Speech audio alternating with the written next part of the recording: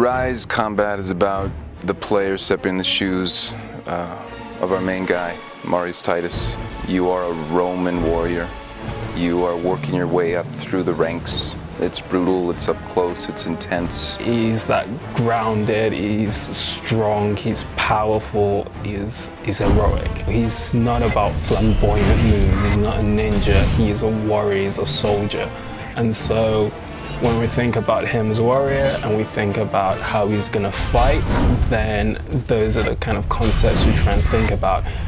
Is this attack efficient? Is it getting to the, to the strike as quickly, as deadly as possible? And is it powerful? Is it strong? When he throws his shield, is all his weight behind it, so when it slams, it really slams. We actually worked with an expert on Roman fighting and combat strategies to gather some knowledge about how to handle weapons and shields and all that kind of stuff. And that was really helpful for us. We had the chance to play a bit with some actual equipment, and that was really insightful for us. For my first date, I brought two big gun cases full of swords and weapons, and I brought a Roman armor, a Roman helmet, two different kinds of shields. I brought a Celtic shield, I brought a Roman shield, so that they can touch real weapons and see, how they look, what's the weight, what's the size, all that. He would tell us, if you're standing, how would your body move to attack behind you or attack in a different direction. And it was really interesting because he had some things and poses that we maybe would not have thought about. Every single action you have in Ryse can flow in and out of each other. So it gives the player maximum flexibility. So I can block this enemy, I can attack this one, I can push this one away, and I can throw my pilum at a guy who's an incoming attacker. And what it does is it gives you the ability to kind of, create your own language. Marius does not attack one guy and finish him and then stop and then move to the other guy.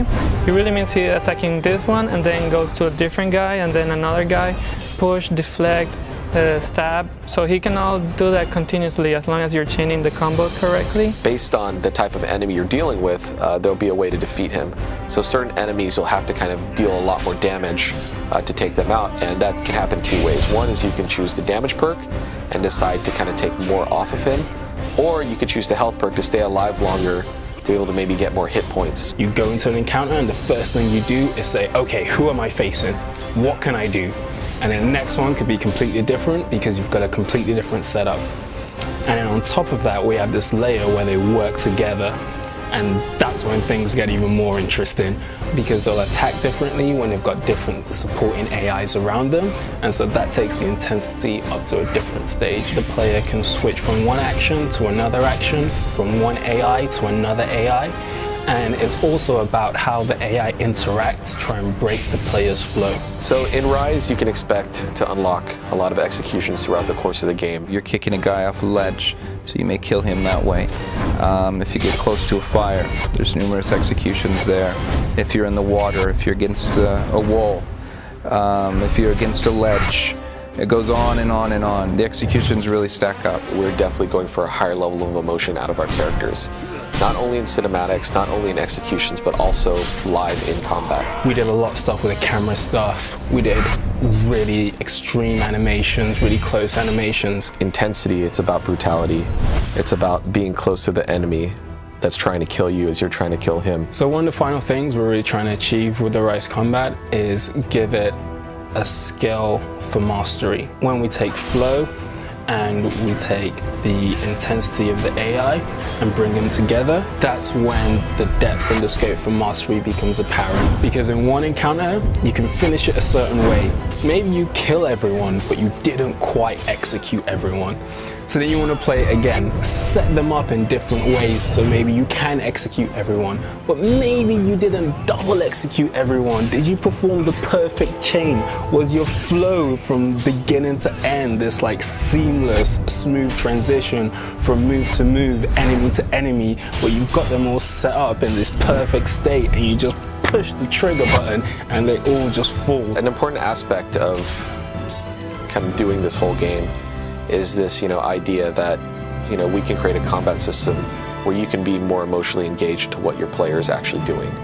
I mean, that will be the first sign that we've done well, if you actually feel something out of combat. And the other aspect is that, just nuts and bolts wise, we have a solid combat system, something that we can build more and more on top of. And that's really where the depth aspect comes in. You know, we want it to feel really, really good to play. We don't want players to feel frustrated or, you know, get too angry over the fact they can't pull something off. But at the same time, master players will be able to do stuff that when you watch these YouTube videos, you're going to go, this is amazing, how does someone ever do that? And, you know, if we can kind of tap into those two main elements, then we would have felt we've done, you know, a good job. We've really done everything we can to wrap it all up to have a really good, full experience for the player.